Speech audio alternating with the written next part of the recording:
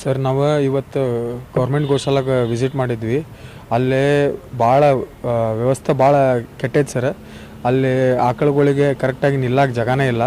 ಆಮ್ಯಾಕೆ ಮಳೆ ಬಂದ್ರೆ ತೊಯ್ಸ್ಕೊಂಡು ಹಂಗೆ ರಾಡಿ ಒಳಗೆ ಅದಾವೆ ಸರ್ ಆಕಳುಗಳು. ಈಗ ಒಂದು 3-4 ಆಕಳ ಸತ್ತಾವೆ ಸರ್.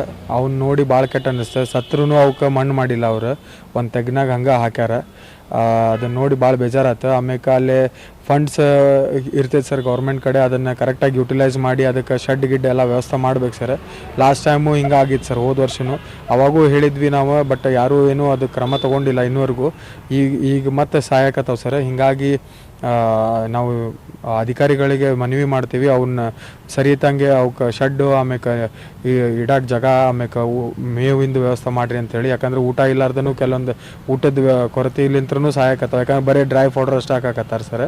ಸೊ ವೆಟ್ ಫೌಡರ್ ಇಲ್ಲ, ಅಲ್ಲೇ ಹಸಿ ಮೇವು ಏನೂ ಇಲ್ಲ.